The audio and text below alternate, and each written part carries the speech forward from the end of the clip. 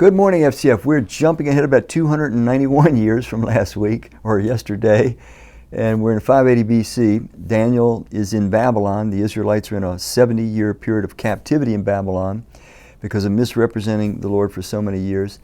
At any rate, Daniel is one of these young men that's taken. He's trained in all the ways of the Babylonians, and they start to function in governmental positions. Three of his friends, Shadrach, Meshach, and Abednego, were also in government positions in Babylon, functioning there. But the Babylonians that were there became very jealous of these Jewish young men who were progressing in careers that these Babylonians wanted for themselves.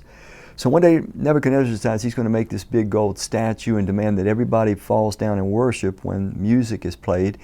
And so these Babylonian officials watch these Jewish young officials in Babylon who won't worship anyone or anything except the Lord their God. And so they see their opportunity that they can now get the power that they want for themselves, the prestige that they want from themselves, by setting up these Jewish guys. Because Nebuchadnezzar the king had said that anybody that doesn't fall down and worship when the music is played, they get thrown into a furnace of fire.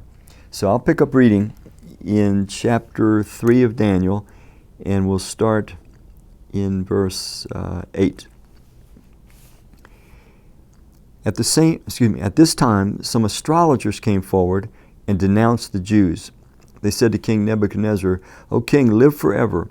You've issued a decree, O king, that everyone who hears the sound of the horn, the flute, the zither, the lyre, the harp, the pipes, and all kinds of music must fall down and worship the image of gold.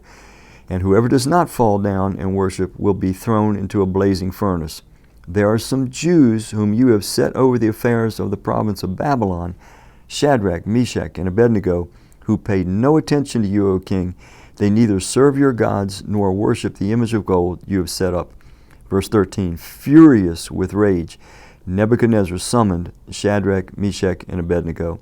So these men were brought before the king. You know the story, or perhaps you don't. He does throw these young Jewish leaders into this furnace of fire. They are seen walking around in the fire unscathed, and a fourth entity who looked like one of the divine beings, the sons of God, it says, is in the fire with them. We know that to be the Lord or an angel that delivers them. So Nebuchadnezzar is now shocked that they weren't destroyed in the fire, and he calls them out of the fire. Let me read you verse 28. Nebuchadnezzar said, "Praise be the God of Shadrach, Meshach, and Abednego, who sent his angel and rescued his servants. They trusted in him and defied the king's command and were willing to give up their lives rather than serve or worship any god except their own." Verse 30, look what happens. Then the king promoted Shadrach, Meshach, and Abednego in the province of Babylon.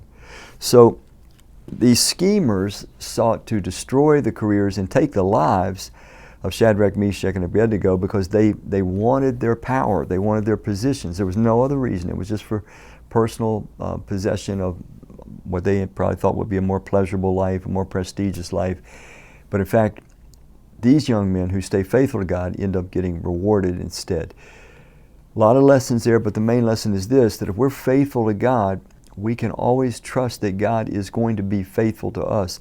We might be in some kind of a fiery situation. We might be set up by some schemers, but we don't have to be worried about that. We can trust God. He is well able to bring us through any kind of a scheme that has been set against us and bring us to that place where He intends us to be.